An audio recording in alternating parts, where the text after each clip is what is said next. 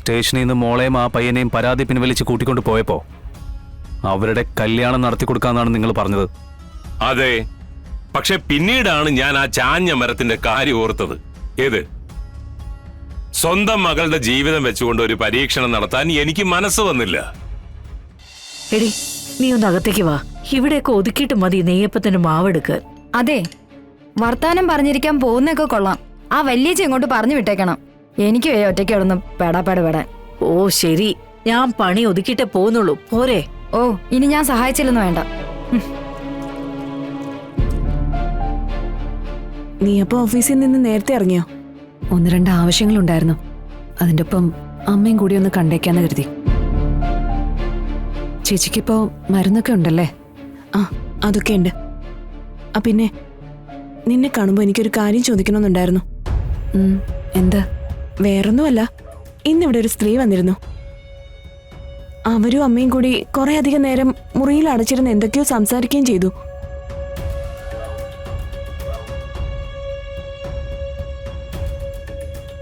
അവരെ ഞാൻ ഇതിനു മുമ്പ് കണ്ടിട്ടില്ല. പക്ഷേ പറയുന്നത് മുഴുവൻ വിഷ്ണുവിനെ കുറിച്ചും നിന്നെക്കുറിച്ചും ഒക്കെ ആയിരുന്നു. കൃത്യമായിട്ട് പറയുന്നൊന്നും എനിക്ക് കേൾക്കാൻ പറ്റിയില്ല. എന്തിനെ കുറിച്ചാ പറഞ്ഞെന്ന് വല്ല ഐഡിയ ഉണ്ടോ? ഏതൊരു ഫയലിനെ കുറിച്ചാ സംസാരിച്ചേ. ഫയലോ? എന്തിന്റെ ഫയല്? എന്തോ മെഡിക്കൽ ഫയൽ, അങ്ങനെ എന്തോ പറഞ്ഞേ. Medical file? നീ വാ, നമുക്ക് നോക്കാം. വാ.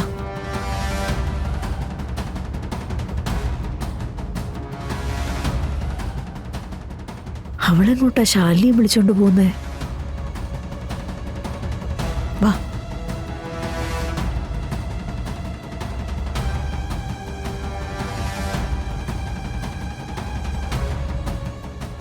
താക്കോൽ ഇവിടെ എവിടെയോ വച്ചിരുന്നേ, കാണുന്നില്ലല്ലോ. എന്താ?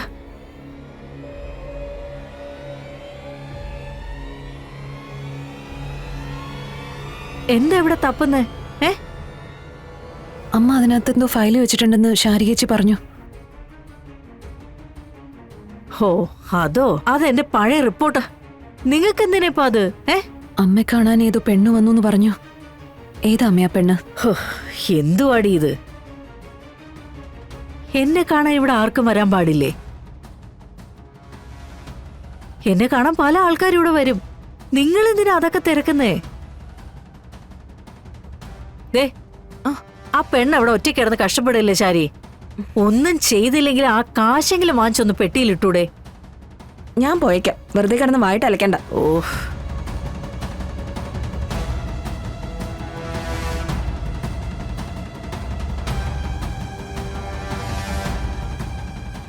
എന്റെ തലവെട്ടം കണ്ട ഒരു കാര്യവും ചെയ്യില്ല രണ്ടുപേരും. ഇല്ലാത്ത തലവേദനയും മേലുവേദനയും ഒക്കെ വരും. വെറുതെ അല്ല മോളെ ഞാൻ അവിടെ വന്ന് നിൽക്കുന്നത്. അങ്ങനെയെങ്കിൽ ഇവരൊന്ന് പണിയെടുത്ത് പഠിക്കുമല്ലോ. ഞാൻ വന്നത് ഇനി എത്രയും പെട്ടെന്ന് ആ ചിതാഭസ്മം പാപനാശിനിയിൽ ഒഴുക്കണമേ. അതിനുവേണ്ടി ഞാനൊരു യാത്ര പോവുക. വിഷ്ണുവേട്ടൻ എൻ്റെ കൂടെ ഉണ്ടെന്നുള്ളൊരു ധൈര്യം എനിക്കുണ്ട്. ആ ഒരൊറ്റ ഉറപ്പില്ല ഞാൻ ഈ നടക്കുന്നത് തന്നെ. എൻ്റെ മനസ്സ് പറയുന്നുണ്ട് എൻ്റെ വിഷ്ണുവേട്ടൻ എൻ്റെ ചുറ്റും എൻ്റെ കൂടെ തന്നെയുണ്ട്. അതുണ്ടാവും മോളെ. ശിവൻ വിഷ്ണുവിന്റെ ഹൃദയം കൊണ്ടല്ലേ നിന്റെ ചുറ്റും ഈ നടക്കുന്നത്. അപ്പൊ പിന്നെ നിനക്ക് അങ്ങനെ തോന്നും. അവൻ നിന്നെ പ്രതിഷ്ഠിച്ചത് അവന്റെ ഹൃദയത്തിലായിരുന്നു മോളെ. ആ ഹൃദയം ഇരുന്ന സ്ഥാനമല്ലേ മാറിയിട്ടുള്ളൂ. ഹൃദയം മാറിയിട്ടില്ലല്ലോ. ഹൃദയത്തിലിരിക്കുന്ന നിനക്കും മാറ്റം വന്നിട്ടില്ല. അപ്പൊ പിന്നെ വിഷ്ണു നിന്നെ കാക്കുക തന്നെ ചെയ്യും. പക്ഷെ അത് ശിവനിലൂടെ ആണെന്ന് മാത്രം. മരണത്തിന് പോലും നിങ്ങളെ വേർപെടുത്താനാവില്ല മോളെ. അമ്മേ, അമ്മേ, എന്താ ആലോചിക്കുന്നേ? ഹേ, എനിക്കറിയാം വിഷ്ണുവേട്ടനെ കുറിച്ചല്ലേ. മരിച്ചാലും മറക്കാത്ത ഓർമ്മകളാ അമ്മ. വിഷ്ണുവേട്ടൻ നമുക്ക് തന്നിട്ട് പോയത്. ഈ ഒരു ജന്മം മുഴുവനും ഇരുന്ന് ഓർത്താലും തീരാത്തത്ര ഓർമ്മകള്. ഊണിലും ഉറക്കത്തിലും. എന്തിനു പറയുന്നു, നടക്കുമ്പോ പോലും എന്റെ കൂടെ എന്റെ വിഷ്ണുവേട്ടനുണ്ട്. ഞാൻ ഇനി ജീവിക്കുന്നതും എന്റെ വിഷ്ണുവേട്ടന്റെ ഓർമ്മയിൽ തന്നെയായിരിക്കും.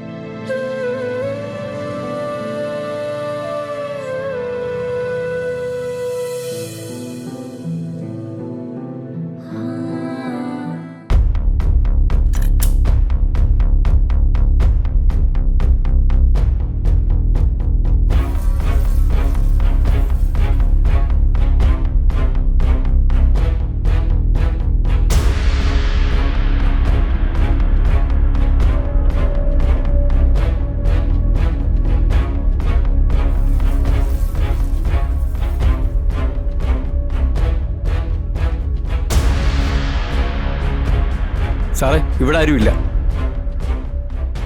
എല്ലായിടത്തും നോക്കിയായിരുന്നോ? ഒരു സ്ഥലവും വിട്ടുപോയിട്ടില്ലല്ലോ? ഇല്ല സാർ, എല്ലാ സ്ഥലവും കൃത്യമായി നോക്കി. ആ ഇത് തന്നെയല്ലേ സാറേ ഞാൻ ആദ്യമേ പറഞ്ഞത്.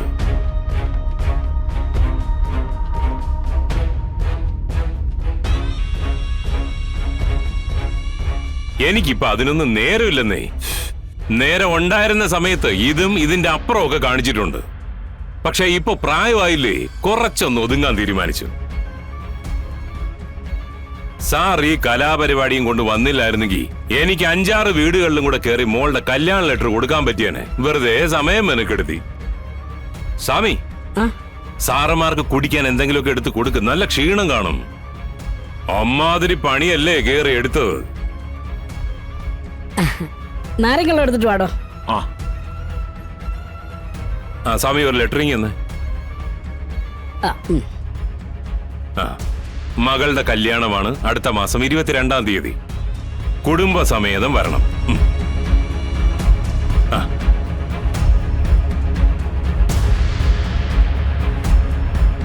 ചെറുക്കൻ അരങ്ങത്തെ തറവാട്ടിലേ അല്ലേ?